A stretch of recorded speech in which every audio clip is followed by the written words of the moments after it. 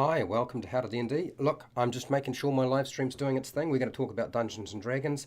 I promised I would talk about the Dragon of Icespire Peak, and I'm going to very much talk about that topic today. Fortunately for you, I have quite a few notes. It's pretty extensive. We're going to cover one topic every month. I'm just doing a check to make sure that everything is working at my end and hopefully at your end. And of course, I've got to watch an ad apparently. Once that's all sorted out, we'll check my camera and then we'll get straight into this and really talk about the topic in a lot of detail. The only reason I haven't done these videos sooner has literally been because I have been running the adventure for my own players in my own group. And as a result of that, I cannot reveal everything. Okay, if I did, they would watch the videos and then give away a lot of stuff. So I don't want to do that, okay? All right, so we'll just switch over to the camera and just make sure it looks like the everything is pretty much working in terms of sound and picture. Hi, Fred Hubbard. Amazing you managed to make it on time. I'm glad. I even noticed that YouTube actually put the live stream as being scheduled on the front page, of my YouTube channel, which is like fantastic. I haven't done that for like a long time. Okay, while people are sort of jumping into the room, we'll just go through the basics. I will put the start time for this video down in the description so you can get past all of this. I'm just going to get rid of this because I don't need the microphone. The microphone is working fine today. Now, I will release this as a public video. The live stream will go public. It will stay public until I do the edited version, and then it will get unlisted. Okay, live streams go unlisted, and then the edited version will be the actual version I release to the public, and it will stay public. Now, if you want to have access to live streams and you want all of the content, all the Q&A after, that's fine. You can do that. You just need to subscribe, hit the bell button, and turn on notifications. If that's not something you want to do because you don't want to get pummeled by a whole lot of notifications, Patreon. Okay, all the patrons get access to the live streams at a later date, so they can always go back and watch them when they want to, and that's not a problem. Okay, now just a basic rundown in terms of how I do my live streams. Normally with my live streams, I present everything first. I have 3 pages of notes on this topic, and I will present a whole lot of slides and images, and once I've done that, then we'll go back to the webcam and my face, and then we'll have a discussion. You can ask questions, you can give feedback, that's all fine. We'll talk about the Dragon of Icespire Peak in any way you like, the Lost Mine of Phandelver, the Curse of Strahd, anything about player or dungeon master advice that you want. We can do all of that. That's all going to happen at the end of my presentation. I would imagine about 15 minutes is probably what we're looking at. Now, I've noticed that a few people have already chucked a few things into the chat. So I'm going to say hi to Fred Hubbard, who's made it on time. Well done. Of course, nothing to do with you. It's always to do with YouTube. And we've got here Prep Cook Survive. Hi, how's it going? And we've got Overboard DM, who has a YouTube channel. Hi, Joe. How's it going? What have you got here, Fred? You've talked about job boards promoting an open world. Yep. Okay, we'll go back and talk about that sort of stuff, I think, at the end rather than at the beginning, because I have quite a lot to say about the job board. Fender, hello Fender. Okay, all right, so let's go back, get settled down, grab some food, some drink, get comfortable, and let's talk about the Dragon of Icespire Peak in all its glory, shall we? Hi, welcome to HowtoDandD. My name is Fred Wheeler, and today I want to talk about Dungeons and Dragons, because I always talk about Dungeons and Dragons. The topic for today is the job board in the Dragon of Icespire Peak. Finally, I've got around and we're going to talk about that topic. Now, I want to make it clear to people, there will be spoilers in this video. Okay? This is a Dungeon Master Guide for Dragon of Icespire Peak. If you are a player, this is not the video for you. You want to go and check out one of my other videos, which is much more suitable for you rather than this video. If you're a dungeon master who is running this adventure or planning to, stick around. I have lots of very useful and practical information and advice for you. Yes, I have run the adventure myself. Now, the job board is how the players are going to get their characters to get quests and missions in the Dragon of Icespire Peak. It's a very simple technique. It's been used many, many times before. We see it in video games. We've seen it before in role-play games. Even it's been used in in Dungeons and Dragons over the years. It's not new. It's something that's been used many times before, but there are some weaknesses to it. One of the things is that Harbin Wester, the town master, is going to give out the jobs or put out the missions on the job board. Now, I'm assuming at night because we never actually see him because he's a chicken. Not surprised. I've already got a video on Harbin Wester and how much of a chicken he is anyway. But that's related to the Lost Mine of Phandelver. Now, this is a design aspect to the adventure.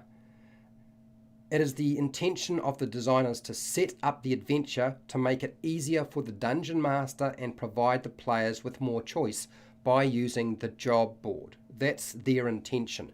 Okay, so the intention is good. It's not bad or anything like that.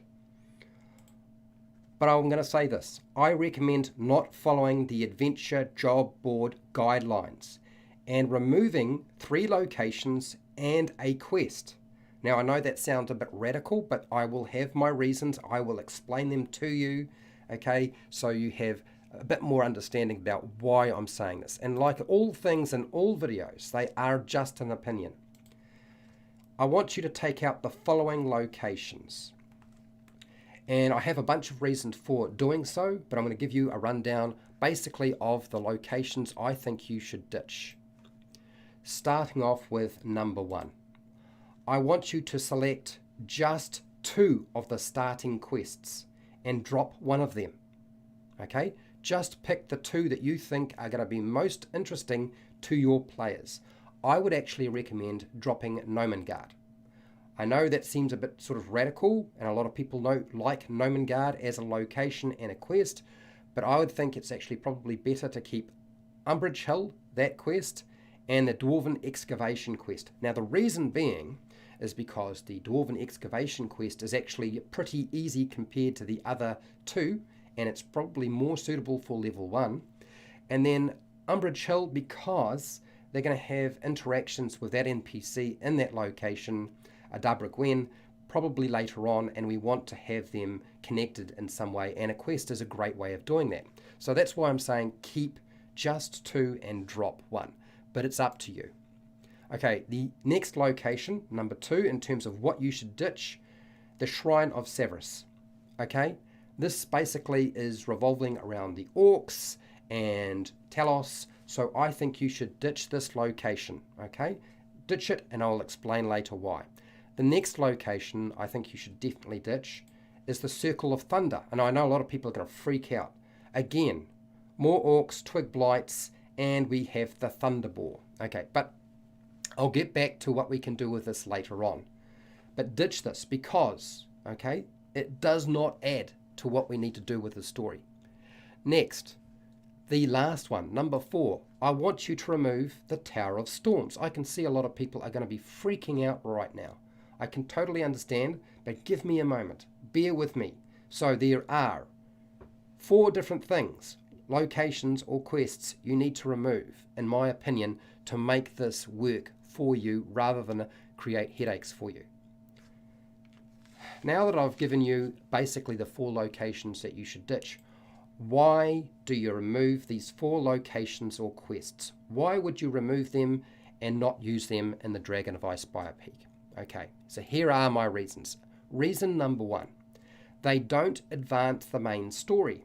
The main story is Cryovane, the dragon who has been driving everybody out of their home and causing so much trouble. And these actually revolve more around Talos and the orcs, the half-orcs that are roaming this area, getting up to whatever mischief they're getting up to. So I don't want you to focus on that quite so much. I want you to focus on what the intention of the story is and centralize it by focusing on the dragon. And these locations and quests don't do that, unfortunately. Number 2, the player's characters do not advance in level by running these locations or the 3rd starter quest. They will not advance in level. Now, why would we be concerned about that? Why would we worry about the fact that characters are not going to advance in level by doing these quests? It's to help avoid players getting confused, because you set up a certain pattern, they will get used to that pattern, and they will get frustrated. And I can assure you, my players got confused and frustrated. And, you know, they're good sports, so I got a lot of jesting and a few jokes and so forth. But I can tell you now, it is much smarter to not go anywhere near that. The only reason I ran them was to see what would happen, so that you had a really good idea of the implications of doing so. Okay? Otherwise, I probably would have just removed them just at first glance. Next reason, the extra locations are actually a distraction. Okay? They are actually a distraction from the main goal of the adventure, and they take you in a different road. They actually try to set up an adventure that will take place after the Dragon of Icespire Peak, because there are supplementary adventures you can use if you want to. But I would like to point out, you don't actually want to go there just yet. All right, so now that we've covered those reasons, there is another really important factor, and that is number 3. And by design, there are extra quests and locations built into this adventure. So it's actually expected that dungeon masters are going to remove something.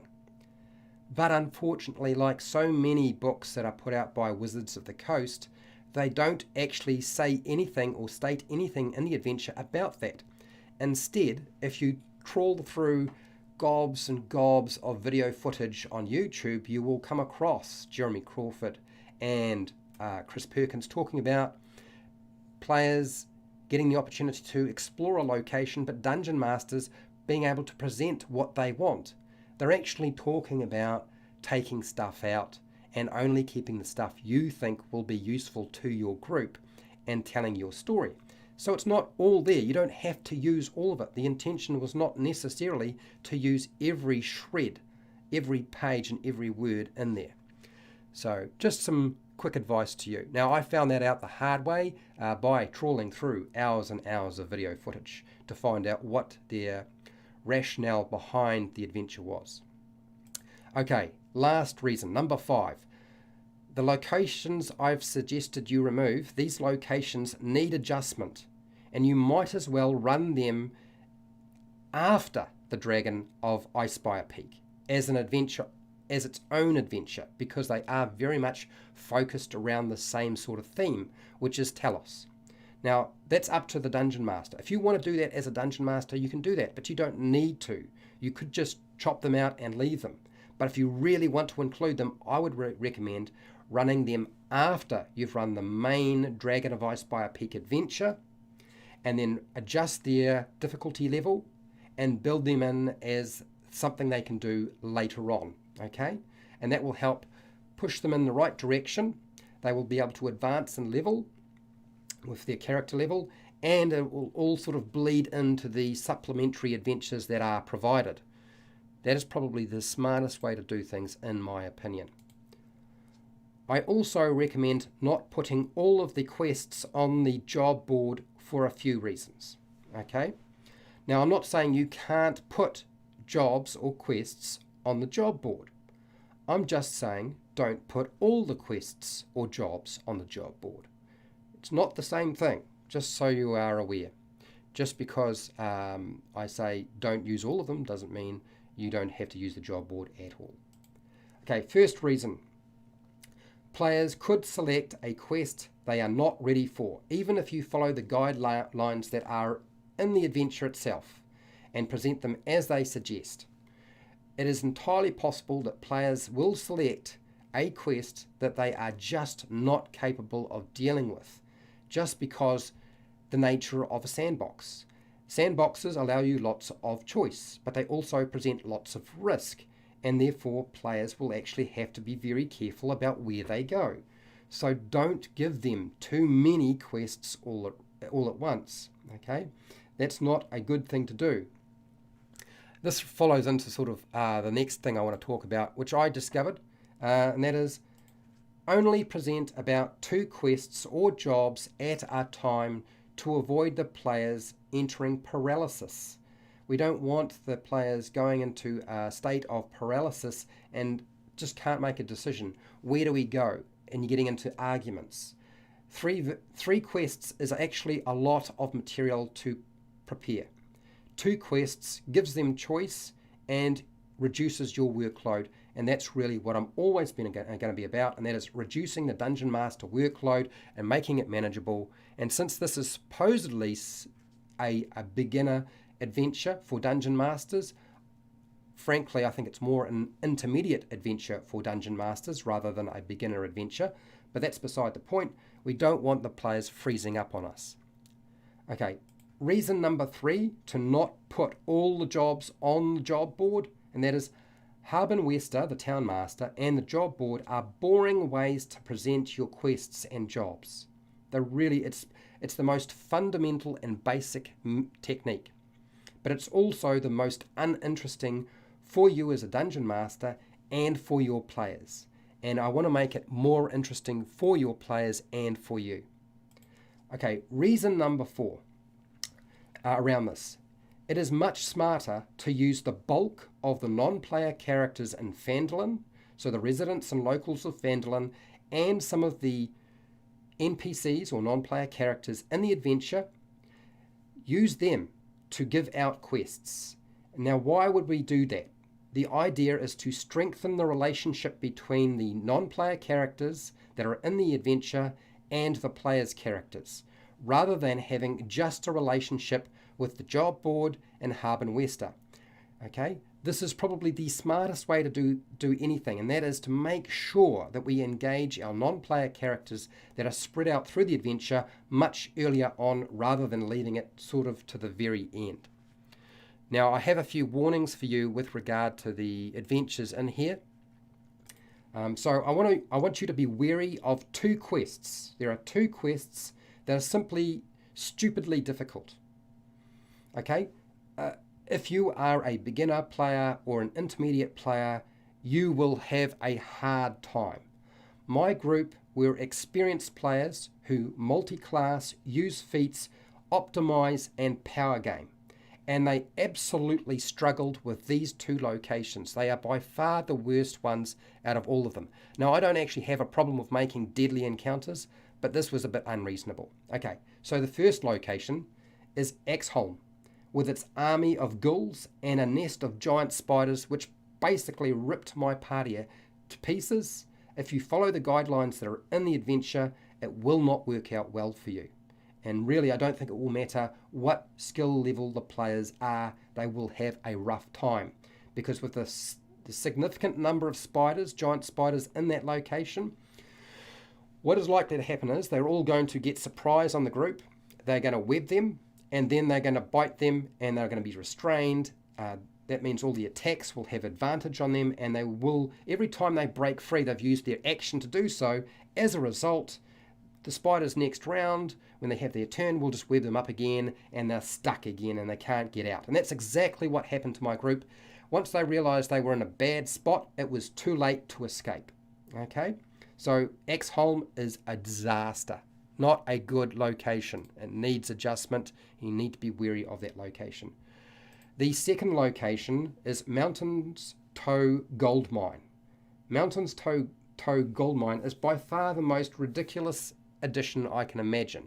Now, here is the reason. There is a gang of whiskered were-rats. That's right, whiskered were-rats.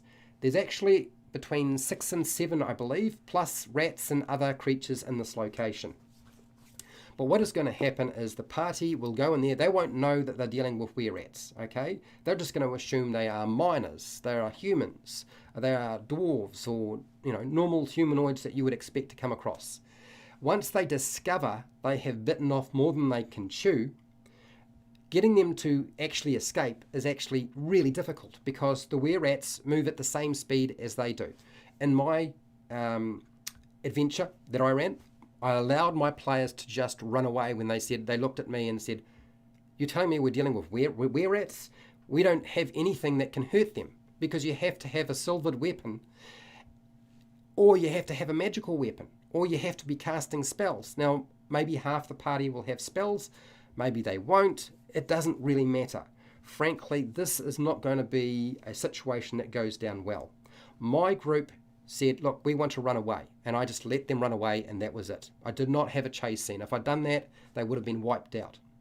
Now, this particular adventure is being presented too soon. The player's characters will not necessarily have what they need when they come across this quest. So you need to allow them to escape so they can build up their resources, get their silvered weapons, and go back. Okay? Because there's no way they can really do very much to were-rats. They're just too difficult. Alright, I'm hoping that you found this useful and helpful in some way. I know that people are going to get upset about not using the job board, but I'm not saying don't use the job board ever. I'm just saying don't use the job board for everything. Just sparingly, I think, is a much smarter idea. Now, if you found this video useful and helpful, fantastic. I have more videos on the Dragon of Icespire Peak Dungeon Master Guides, Lost Mine of Phandelver, Curse of Strahd, it's all there. I have hundreds of videos for players and dungeon masters that will help you out playing the game in every aspect. If you want to support the channel so I keep doing video content like this, you can do that through Patreon. The affiliate links to Amazon down in the description. I have a merchandise shelf, and you can just watch my videos. That's fine too, not a problem. Please remember to share, like, and subscribe. Hit the bell button to be notified when I go live and when I publish new videos. Also, turn on your notifications so you can get access to the live streams, so you can find them later on if you want to watch them. And hey, till next time, keep rolling those 20s.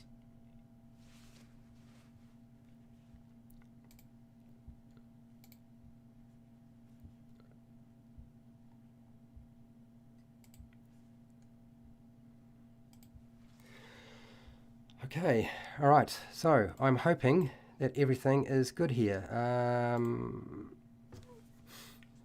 I had to deal with a Windows update just before I was running the live stream. Typical. So I'm hoping there wasn't any slowdowns or problems with the stream. If there were, you'll let me know. So I'm just gonna, the camera will come up. What I'm going to say right now is I'm going to just check to see if my glasses are working.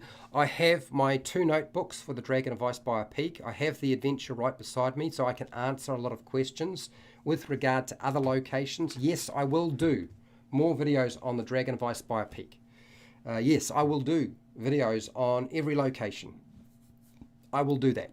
And yes, I will do some sort of in-between videos that help bring it all together. General advice with regard to some of the things that I came across or issues.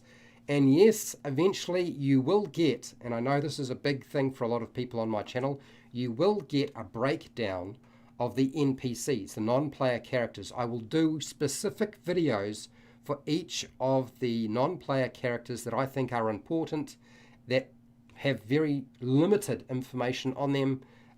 But that will probably be after I do the locations videos, because they are still fresh in my mind. All right, I need a drink of water. And I see one of my players is in the group. Hence my reason for waiting till after I had run the adventure. Otherwise causes a lot of problems. But I'm sure JP will confirm a lot of what I've had to say. Okay, so I'll just check my eyes to see if that's... No, that's not helping. Glasses obviously not going to be any good to me at all. Okay, so please put your questions down in the comments section or your feedback. Do that quickly, because once I get to the bottom of the chat box, I'm going to go and cook some food and have some breakfast and stuff like that, because I haven't even done that yet. Okay, Fred Hubber, what do you got here? Job boards promote an open world. Yes, they absolutely do. Listing a bunch of possible tasks, some obviously for higher power PCs. They're not, see, this is the thing, that if you look at the quests as such, it is not obvious what level they are suitable for. Okay, now you're playing a video game, sometimes they integrate that and you can't access a job board quest on it till you reach a certain level to avoid you winding up getting obliterated. But that's not the case with Dragon of Icespire Peak. And it would be pretty hokey, I feel, to actually write down beside the quests what level is suitable to do that quest, but yet still present it to the players as an option. That seems a little hokey to me. Some fall lower when the party is mid or high level. So I have my view of giving out quests and missions and locations is that they should be a mixture of medium, easy, or easy, medium, hard, and deadly, and things you should run away from. But the Dragon of Icespire Peak is marketed as a beginner, intermediate adventure, okay? Very much marketed as kind of like the Lost Mine of Phandelver, which is supposed to be for beginners. But you can't do that sort of thing. You can't throw really hard, difficult stuff at new players and think that things will not go badly, because they absolutely will. I know, because I've seen it happen, and I've also done it. Okay, so I've made those mistakes. More than once. Okay, what else you got here, Fred? Find my lost cat. Will always be on the board. Well, they don't actually have that quest on the job board, Fred, but you already knew that. Update the job board, take one or two of the PCs. What? Take off one or two the PCs did not do every game week. Well, you know, I suppose you could do that, but like I said, I think it's probably better to just drip feed two at a time. When they complete one, then you put another job up so they still have choice. That's essentially what I did, and it did avoid my players going into paralysis about what they would do next. I've already said hi to Prep, Cook, Survive, and Overboard DM. How's it going, Joe? Fender. Right, here we go. So what do we got here? Fred has got lots to say today. What do you got, mate? I always hint about giant spiders with noticeably heavy spider webs. Okay, so Fred, that's exactly what I did. I hinted that there was a lot of spider webs in this location when I'm describing the location and the rooms. And then the webs get heavier as they get closer. Giant spiders can be really nasty. Yes, they absolutely can. But I can assure you, just because you describe a location having lots of spider webs or large spider webs or heavy spider webs will not necessarily mean the players will think, giant spiders, we should run away. They might just think, oh, giant spiders. It's all right, we can tackle that. And then my party, which I believe consisted of 4 players that day, I think there was definitely 4 of them, got absolutely, was it 4 or 3? And they had a sidekick with them as well. So essentially it was either 3 players and a sidekick or 4 players. Well, they really, you know, if I'd let it run its course, they would have all died. They would have all died and been eaten by spiders. Instead, I had them captured because it went terribly badly for them. Jean-Paul can probably back me up on that one because he was actually one of the players playing that day. Exholm, Celine's turn undead, managed to save, against the undead horde, yes. So that's another factor with Exholm, which Jean-Paul actually is pointing out. Exholm is full of ghouls. If you actually follow the instructions in the book, it's absolutely riddled with them. And there's no doubt the players are going to make noise in the wrong location. It's just a matter of time. They'll make noise in the wrong location. All the ghouls can basically run to that location because that's how the adventure sort of is written to work. And I ran it as it was supposed to work. And as a result, they're going to be stuck in one location with far too many ghouls to deal with all at once. And that location is A4. It's like the nexus. There's too many entry points. And they'll be throwing themselves over balconies, running through doorways. And unless you have somebody who has a cleric or the ability to turn the undead, then they're really in a bad way because there's too many of them. And the thing with ghouls is they can paralyze you. Okay? And if you get enough of them making attacks, the chances are the whole party, they will be well and truly outnumbered. Now, yes, you could use waves, but there's still the chance you'll wear down their resources, their hit points, and their spells. Now, Jean-Paul was really lucky that day because when I had to make the saving throw with regard to undead, the end result is I failed most of them. So most of the ghouls, when he put that in place, ran away. And so they could then take their time and just target one of the ghouls at a time and just take pot shots until they killed it. And so one round, they'd take out a ghoul. Next round, take out a ghoul. And this is basically the process and technique they used. And that's really what got them through, but only really by the skin of their teeth.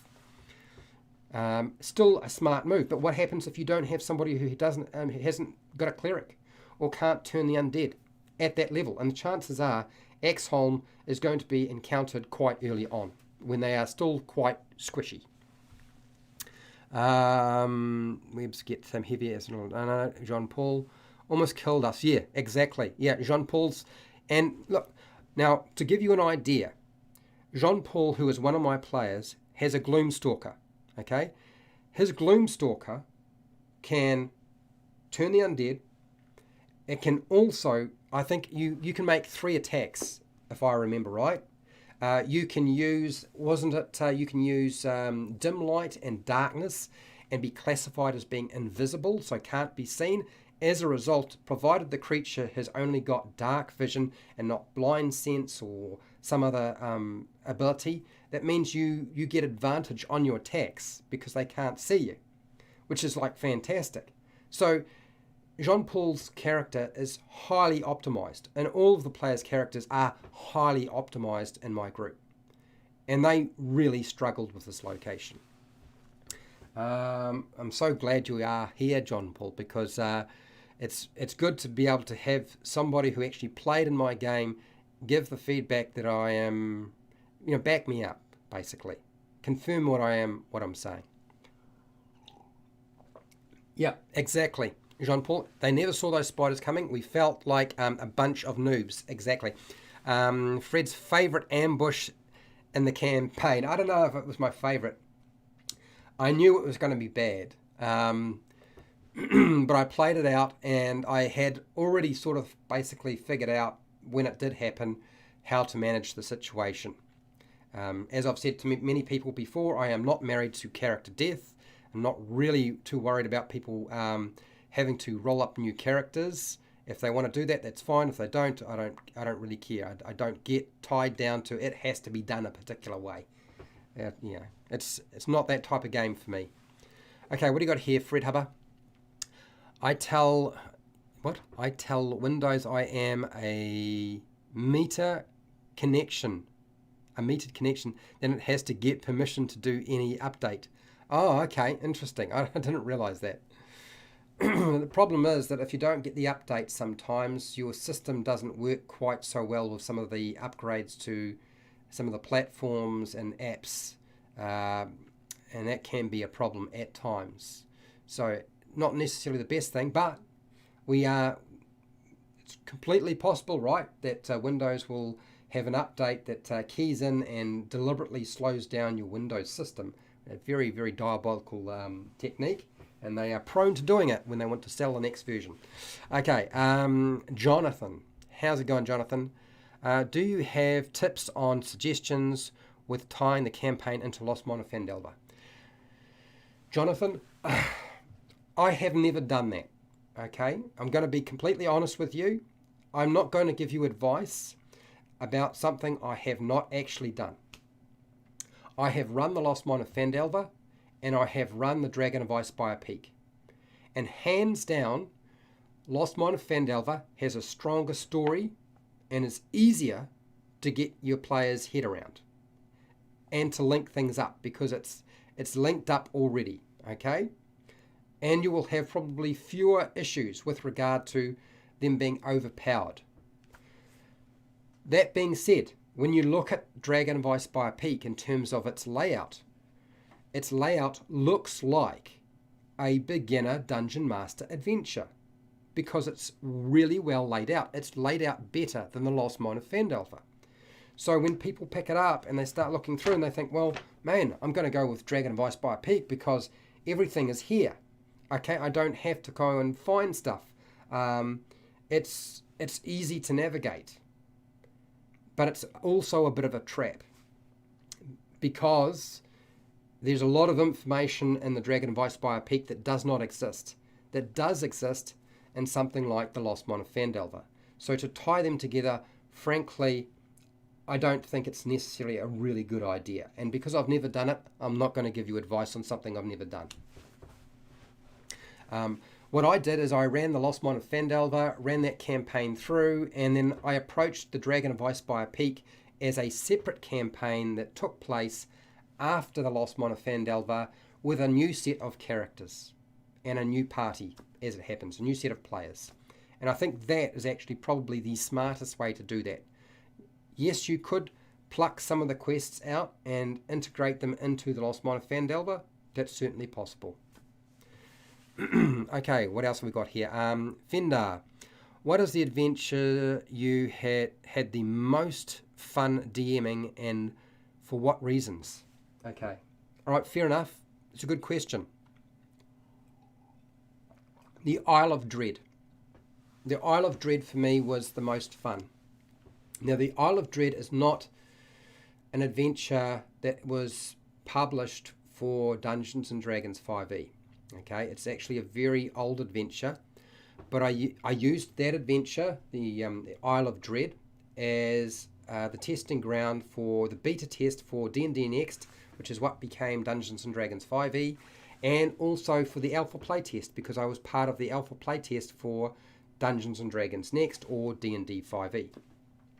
Now, the reason I liked it so much is because the motivations for the players was not to just go and kill everything.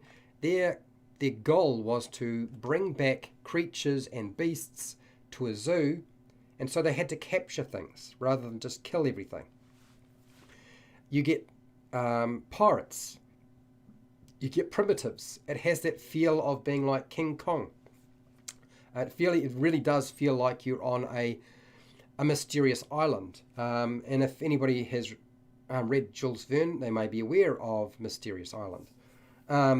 It also has that feel of taking a journey. It certainly was the thing that made me gravitate towards it. I think back to things like Sinbad and the stories around Sinbad, and that particular location really felt like it.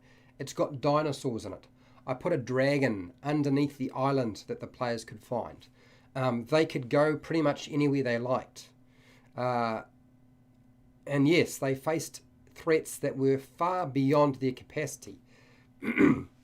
But they also started at a I think it was about level 3. I don't think I started them at level 1. So they had quite a lot of fun. They were able to capture pirate ships, fight pirates, deal with the natives, deal with the wild fauna, collect their animals, take them back to the zoo.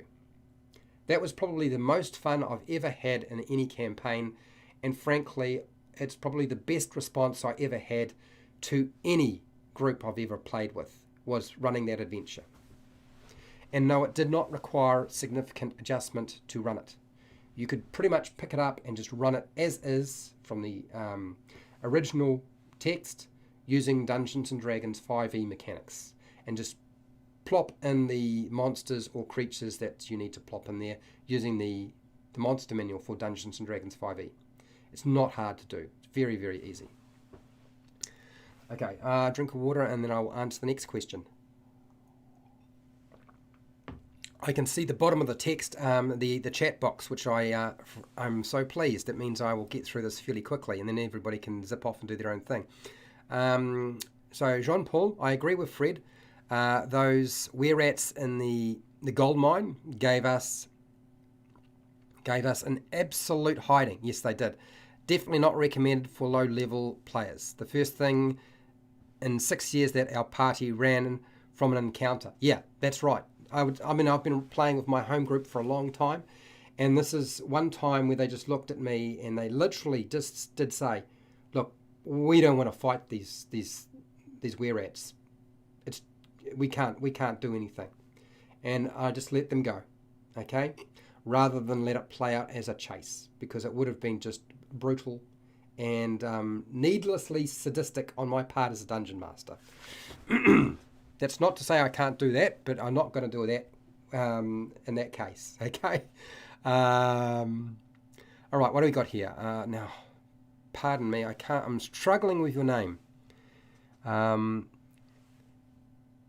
Palandana? Palandana. I think that's Palandana. If I got your name wrong, I do apologise. My eyes are shifting in terms of their strength right now. I am running Icespire. 4 sessions done. Okay. Very new Dungeon Master. Yes, and you probably picked up the adventure because you thought it was going to be suitable for a new Dungeon Master. I don't like that the module has very little about the personality of the NPCs. Totally understand. That is the hardest to me to figure out and how to do. Yeah. So I'm going to give you a quick tip to deal with this problem, okay? Because it is probably one of the things I'm going to deal with, but I'm not going to be able to do it quickly. I'm only going to do 1 Dungeon Master guide for the Dragon of Icespire Peak per month.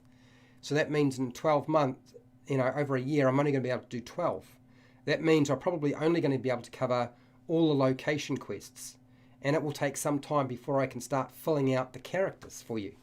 So that could be 2 years down the track before you get what you need. So here is a quick tip and trick. You will find that there are a bunch of relatively well laid out and explained sidekicks. Okay?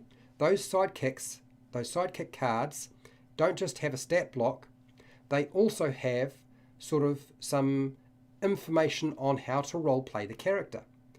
You could use those sidekicks and replace some of the NPCs with them using that information. Okay? That's one way of doing it. That would be very quick and easy and a bit dirty, but it would still work to a certain degree. Not with everything, but with some of it. The other thing you can do is look at the NPC that you're dealing with, that they have probably given you almost nil information on. And then I want you to go through the player's handbook and some of the other supplements in terms of backgrounds and find a background that fits that particular NPC. And then go through and give them the personality traits, the ideals, bonds, and flaws that you can either do that randomly, which would be a bit hokey. I think you will find that won't be a good fit for your adventure. I'd be selective, but pick some of those out of those backgrounds to put into the NPC. And you could do that fairly quickly, and it would probably do a reasonable job without you having to spend hours and hours trying to nut out how that NPC should behave in your adventure. Okay? That would be my advice to you. Simple, dirty, but it will do the job until something else comes along. Because I've only covered Cryovane and I've only covered the Manticore, which obviously doesn't have a name, but it's still a character that has a lot of personality. And the adventure does talk about, you can fight the Manticore or you could talk with the Manticore.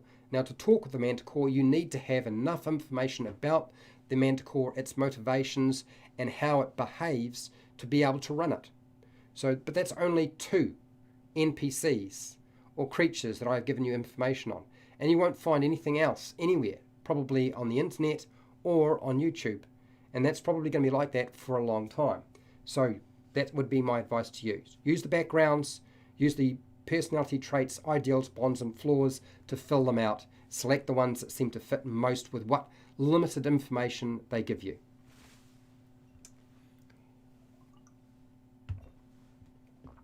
I knew that question was coming. Okay, all right, so let's keep going because we haven't answered everybody's questions. Okay, second thing. I don't like how much travel there is between the quest areas. Not enough info about what to do with the 2 days of travel. I think they should have put 1 or 2 side quests near Phandalin. Okay, so first off, your players will have characters that will walk from location to location. But very quickly you will find as they level up and get money that they can buy a mount. Now, there's a lot of different mounts they could buy. They could buy a riding horse, but they can also ride a donkey or a mule. And a donkey or a mule can carry them, not much good for combat, but it can carry them from one place to another, and it's cheap as chips. So a low-level character can do this. This will reduce their travel time significantly, so you won't be dealing with 1 or 2 days of travel. The other thing is, you'll notice as you look through the quests and the locations, sometimes they give you something that will occur as they travel to that location. Not in every single case, but sometimes they do. The other thing is that as they travel from one location to another, that's what that chart is about the dragon's location. That's that encounter they will have. Now, this has happened with my players a lot. They would often see the dragon in the distance, okay? Because you roll on the chart when they're traveling from one location to the next. You then roll when they go to a new location or they're traveling to that location, however you want to do it. You can adjust it a little bit. You find out roughly where the dragon is. Now, if they are like, one location out from where the player's characters are, well, they might see the dragon at a distance. That is what's going to often be your travel encounter, where you can see a shadowy figure or shadowy form flying in the sky far away. Out of bow range is probably the smartest thing. Otherwise, somebody might be stupid enough to shoot at it, and then you've got all sorts of problems. So that's your thing that you're going to use. Incorporate that. That's probably the smartest way. In terms of coming up with other random encounters you could integrate into there, yeah, I suppose you could, but I would not make them combat. I would make them role play or just something they come across and see. Little things, not big things. But frankly, you won't have to deal with a lot of that if they have a mount. And there's no reason why they can't ride a donkey or a mule rather than a riding horse. Okay, and some of them will have paladins and will have fine steed. And there's even a steed that they can pick up as they go. So they don't even have to buy a mount in some cases. Hey, wouldn't that be right, JP? Ah, dear. All right, so Fred Hubber. It's a little complex to link Lost Mine of Phandelver to the Dragon of Icespire Peak. Exactly, which is why I don't think it's a good idea. Same place, but some things in the two contradict each other. Absolutely, that's exactly right. I used the windmill in Lost Mine of Phandelver. I'm not sure what that means. Hard to use more. Yeah. Okay, so Umbrage Hill, which is the windmill, this is what Fred's talking about, you could transpose into Lost Mine of Phandelver. A lot of the other things are very specific around the dragon. So, yeah. So, okay, so I answered your question adequately, Jonathan. Good. You are welcome. All right, Fred, what do you got here? Some parts of Lost Mine of Phandelver make parts of Icespire Peak not work. Some parts, if Icespire Peak make parts of... it does not mesh well together. And I know that the designers have said that you can integrate them. But frankly, they don't mesh well. Which is why when I saw it, I was thinking, why are they saying this? Why are they saying you can integrate them and it would be easy to do? Because actually it's not. It's actually quite difficult to do. Maybe it's beyond my skill level. Maybe there are other dungeon masters out there who have done this and done it successfully. But frankly, I think for the general audience and the general community, I think this is a very big ask. I think this is not, to integrate the two is not beginner dungeon master skill level. It's not even intermediate in terms of what you're dealing with here. This is highly experienced people who've been doing it for a long time and are really good at it. And I'm not good enough to be able to figure out how to make that work at this present time. Moving on. Jean-Paul, yes, I agree. It's very difficult to integrate the two adventures. Yeah, see, Jean-Paul has played both the Lost Mine of Phandelver and he's also played the Dragon of Icespire Peak. Okay? And I can assure you it is not a good fit. Fender. So, thanks, Fred. I will give Isle of Dread a look. Sometimes sounds very good to me. Yeah, well, this is an older view of how to run a game. Okay, it's very short. You're not dealing with a hardback book that is 200 to 300 pages long. You're dealing with a book which is essentially a module. They used to call the old adventures modules, and they're only usually anywhere from about 30 pages to 35, maybe 40 pages at the most for a very long one. And that I think is a really good, it's one of the reasons why I think it was suggested as an adventure to play test with when we were play testing the alpha and the beta for Dungeons and Dragons Next, or Dungeons and Dragons 5e as we now call it, because it had a lot of room, it had lots of scope, it was a sandbox, they could go to lots of different locations. We could find out if they were level 1, whether a particular creature which didn't have a challenge rating on it at that time would decimate them or not. Okay, so we could find out a lot of information and give back good feedback. Okay, let's keep going. I think, yes, there we go. Fred, what do you got here? D&D is a game where, 30 seconds of combat can take 3 hours to play, or 3 months of travel can take 10 seconds exactly of play. 3 months later, you arrive at your destination. Yeah, you do not. This is one of the things I think a lot of people get caught up in, is trying to make travel interesting. You can make travel interesting, but you don't always have to make travel interesting. Okay, I can assure you. I need to take you guys. What I need to do is I need to shoot some videos rather than being in my little office or my studio or in my house. I need to take you to the beach and the bush and the forest and the coast and onto the ocean and just lots of, into the wilds of New Zealand, and just show you can't really give the same impression of travel that reality has with a role-play game. It's never going to be the same because it isn't real. It's just you talking, okay? And even if you're really good at that, it's still not going to be the same. So you don't have to play out travel all the time. Great NPC tips. Thank you. You are welcome. I think that will probably tie you through at this stage and make things a lot easier for you.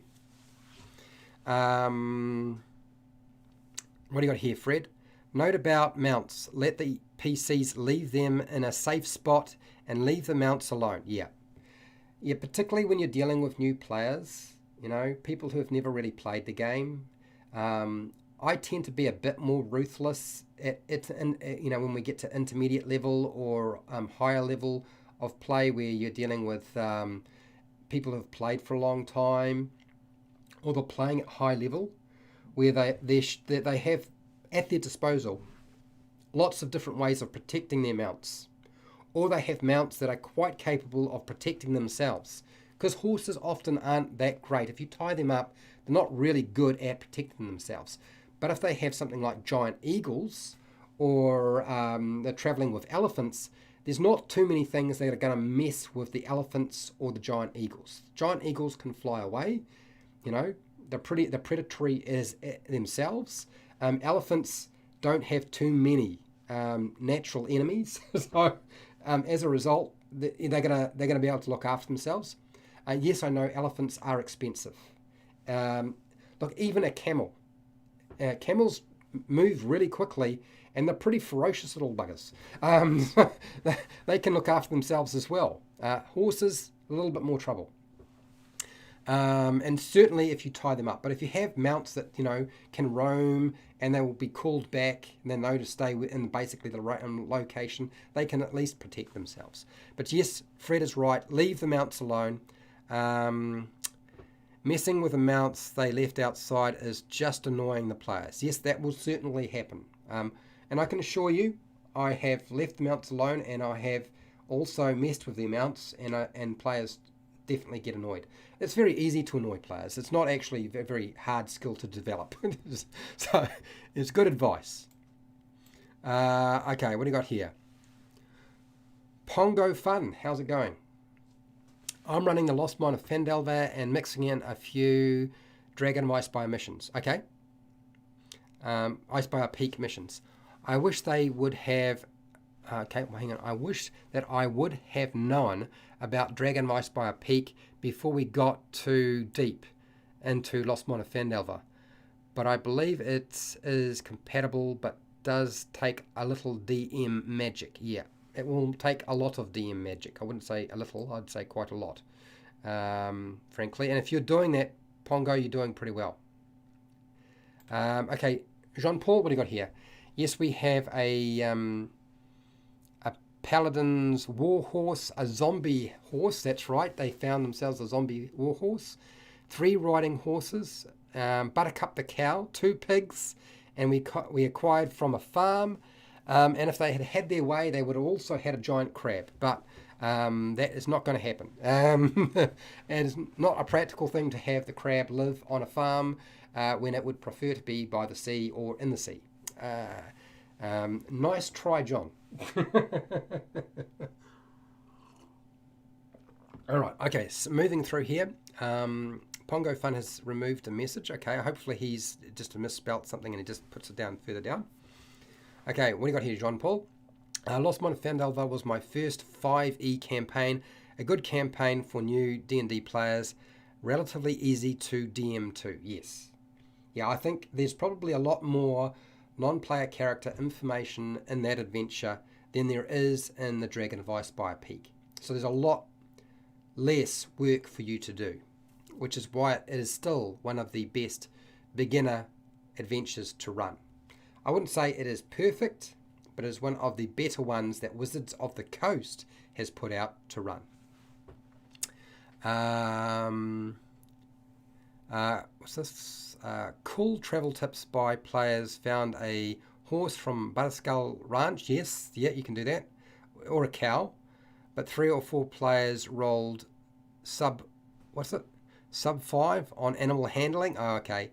And, okay, all right. So it didn't work out quite so well for them, getting hold of the horses. Well, that can happen, but that's sort of part and parcel of playing the game.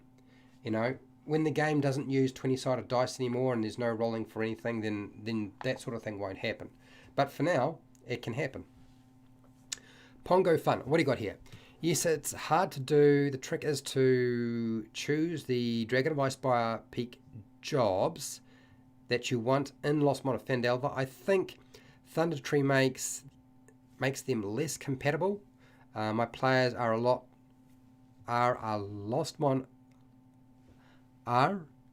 Lost Mine, but they are yet to find Thunder Tree. Look, see, here's the thing with Thunder Tree. Thunder Tree is one of those things, unless you go to the right place, talk to the right people, or have the right character background and use one of the pre-made characters, you probably won't know where Thunder Tree is and Venom Fang the Dragon. Okay, so it's, and I've already talked. I actually did a video not so long ago with Matthew Perkins, not related to Chris Perkins, but Matthew Perkins also has a YouTube channel, and we talked about just removing the dragon from Lost Mine of Phandelver and making that its own adventure later on. And I actually think that's probably one of the smartest things you can do. And this is why I'm doing this video, because there are a whole bunch of things here I looked at and I thought, no, there are some things that should be removed from the adventure and rescale them and put them after you've run Dragon of Icespire Peak. This is why I suggest removing 4 of the locations in this adventure, or 3 locations and 1 quest. Okay, what else you got here?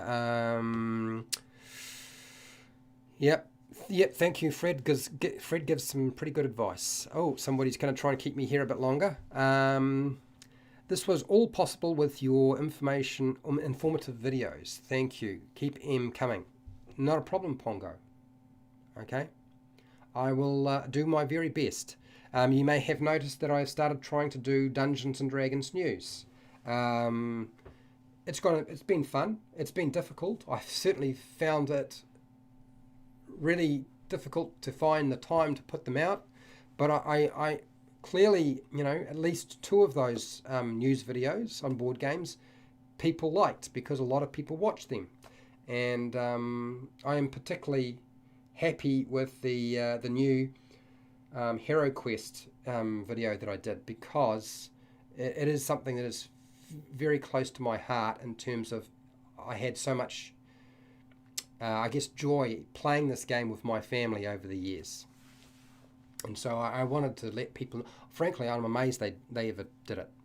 I thought it would be impractical to try and produce a game like that. I thought it would be too expensive and then it would never do it. but they've done it, and you can check out the video if you want. Okay, what else we got here? Fender, any more short adventures you like to run? I feel like the adventures they publish nowadays, as they are, written too long for me. Yeah, see, this is one of the things that I keep pointing out, and I know a lot of people don't agree with me, but I'm going to say it right now. A lot of Wizards of the Coast's adventures are full-blown campaigns, and they're really far too much for most dungeon masters to manage. Okay, there are a lot of work for an intermediate dungeon master. There are a lot of work for an experienced dungeon master. The reality is, with a lot of these books, you have to have a lot of time available to read through, plan them out, figure out all the issues that might crop up, and just construct. I mean, you don't get indexes. So what are some really good locations to get shorter adventures that would be useful to you? I would say the Book of Lairs by Kobold Press. You can find a review and a look through of that adventure on my channel. So the Book of Lairs by Kobold Press. If you just type in the Book of Lairs into the search on my channel, you'll find that, and I've done a look-see and a review of it. I've used a lot of those adventures. They're really good, and they are very short, about 4 pages long. Another really good book is Prepared. This is a dozen short adventures. They are about a page long. You can prepare them in about 5 minutes. I know you're going to say that's impossible. No, I'm serious. Even a new dungeon master can prepare them in about 5 or 10 minutes, and you're ready to go. They will last, each of those adventures, which is about a page with a map, will take about 2 or 3 hours to play through. In some cases, it might be a bit longer. Generally, it covers a game session if you're playing for about 2 or 3 hours. They also released another book called Prepared 2, and I've also got a look through and review of Prepared and Prepared 2 on my channel, which you can find, and I show you everything, I talk about it. They are really good books, certainly somewhere to consider going. If you want it to be something like Wizards of the Coast, made for Dungeons and Dragons 5e, then try something like Tales from the Yawning Portal, or try out something like The Ghosts of Salt Marsh. You don't have to run all of those quests and missions, but it allows you to sort of pluck and place things if you want to have a bit more variety in your campaign. So yeah, Fred Hubbard's bought them. He knows they're good stuff too. Trust me, they're worth your time. Look, those books are a little bit pricey compared to the kind of quantity of material in there, but it's just because they don't have very many pages in them doesn't mean it isn't really high quality material, and it won't last you a good decent period of time, because it will last you a good decent period of time. Okay. What else is there? What else can I think of? I mean, just go grab Keep on the Borderlands, the original Keep on the Borderlands. You can run that for Dungeons and Dragons 5e. Piece of cake. I've played through it. I've done that. Was it once or twice? I can't remember. But, it's a solid old adventure. It's not too long. It's fairly short. It's about 30 pages, roughly. It's worth your time. I think that's a good place to go as well. Now, I also have a video on really good beginner dungeon master. So if you want like an adventure for a new dungeon master, I actually did a video on some of the best books to buy or adventures to track down if you want to, if you're a new dungeon master, you're not too experienced and you want shorter stuff. And I present a whole bunch of stuff around that, where we're looking at very short stuff rather than long campaigns. All right, what else have we got here? Have I answered that question? Okay, Vendar's question's been answered. Byron. Hello, Byron Lee. When it comes to players fighting monsters, I think making them fight a mimic would have a good challenge rating, but I could be mistaken. Okay, so here's a tip we are running over time. I know a lot of you will probably need to go off and watch Critical Role or do other things, but I want to explain to you what happens with a Mimic. With a Mimic, usually the players will be surprised, which means the Mimic will get to go first. That's almost always the case because of their false appearance ability. And if they did not have that, they would be absolutely toast. Okay? So what will normally happen is, whoever's melee or in the front will either get stuck because the pseudopod will attack them and they will get stuck to the creature, and getting free is actually not that easy. Or their weapons will get stuck to the creature. That was definitely likely to happen. Once you have one or two characters stuck to this creature, everybody else realizes we cannot attack this up close, we need to shoot it. So they backtrack. Now, Mimics travel really slowly, like only about 10 foot, which means if they dash, they can do 20 foot, which means the player's characters can just take their move action and move out of reach very easily, okay? So they can keep out of the threatened space. It's not hard, and they will just pepper it with fire until it's dead. The biggest issue for them is trying to get their buddy free who's got stuck to the Mimic. And whereas the Mimic will probably just go through the process of trying to eat them, okay? Bludgeon them to death and try to eat them, digest them. So that it's up to the party to try to take out the Mimic pretty quickly. That means if you are a low-level group, the group as a whole will probably be fine against the Mimic, but maybe one or two characters may potentially become unconscious or get killed. That's usually what's going to happen with a Mimic. At higher levels, Mimics usually get roasted very quickly. They'll either get hit by ranged spells or by ranged fire, and there'll be one character who gets sort of stuck. Mimics can't really escape because they just don't travel fast enough. They can't get far enough around a corner to transform into something else because it takes I think it's like an action to transform back into a different shape. So they can't hide. They can't run. They are unfortunately an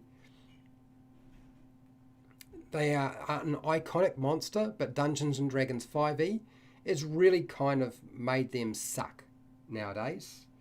They used to be feared a lot more, but they're not feared so much now.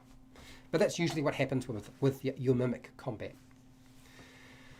All right, I've answered that question. Let's move on. I can see the chat getting smaller because that means they're probably all having to run off and do other things. Where are we? So yeah, I picked Dragon of Icespire Peak to run as a 3 to 5 player in our group had played Lost Mine of Phandelver. Okay, all right. So here's the thing that I found is I tried to keep my group at about 4 characters. Okay, so if I had 3 players, I gave them a sidekick. And in some cases, we'd have 4 players and a sidekick, 5 players and a sidekick. When we really got to about 6 characters and a sidekick, I removed the sidekick because they really didn't need it. They were high enough level, they could cope with it. They were multi-class, they were experienced, they had plenty of hit points, they could cope. But that's sort of much later on. Okay, what else we got here? What do you got here, Fred? I sometimes think the hardbound book adventures are more about selling books than helping the game. Now, see, the rationale I think behind this is they want to sell a big product and give you the complete thing. They're not always adventures that are well structured, so you can sort of pull them apart if you wanted to. But also, too, it's probably easier for them to sell video games and board games if there's sort of like a lot more hoo-ha around a campaign rather than just a shorter adventure.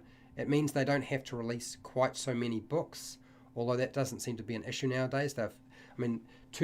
2020 they have released a lot of content, like bucket loads.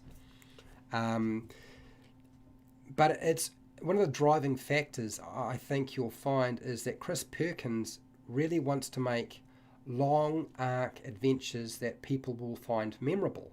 This is what this is his drive. He's said it many times before that what he wants to do is produce the types of adventures and campaigns that are long and drawn out and have wide implications and are not quite so small.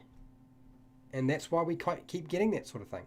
That's why we don't get a lot of, I guess, anthology or books with just short adventures in them, which would be much more desirable to the community, I think, as a whole. But then again, you know, you never know. I could be wrong.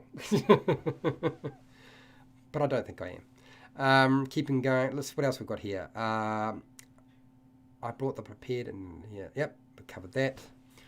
Pongo, what do you got here? Do you have any recommendations, resources besides 4E Shadowfell books for info on running the Shadowfell adventure? No, but Jordan has got a YouTube channel. I am subscribed to him. I believe he did a video not so long ago about that topic. Go check out AJ Pickett. I believe he has done a video on the topic as well, the Shadowfell. I'm just percolating through my memory to see if I can remember. I'm pretty sure I watched a video on his channel that covers that topic. I don't really think I can give you very much on the Shadowfell because I've never really used the Shadowfell that much. I am aware of the adventure you're talking about because I think I played part of it and I did also buy it. I think I still got it somewhere. What do you got here, Fred? For fun, I have drunk mimic in a bar. Stays looking like a beer barrel. The barkeep pours in beer occasionally. Ah, okay. I like it. I think that's a cool idea. All right. I think we've covered everything. For those of you who are worried that you won't get more Dragon of Icespire Peak information, I can assure you every month I will do another one, okay? We will cover all of the different adventure locations. And yes, I will cover pretty much all the NPCs, but it's going to take me a long time. It will take me, if anybody remembers how long it took me to do all the videos for The Lost Mine of Phandelver, I can assure you that Dragon of Icespire Peak is going to challenge me because it's going to require significantly more, probably anywhere in the vicinity of twice as many. I think I have 44 videos on the Lost Mine of Phandelver. I estimate to cover everything without sort of trying to do a video that's like an hour long, which I couldn't do, I couldn't cope. It would probably take me in the vicinity of about 80 plus videos to make it all happen. What do you got here? Curse of Strahd is set in a place of the Shadowfell run. Yeah. You could call that Barovia's sort of, you know, a dark realm. You could consider it a realm of dread.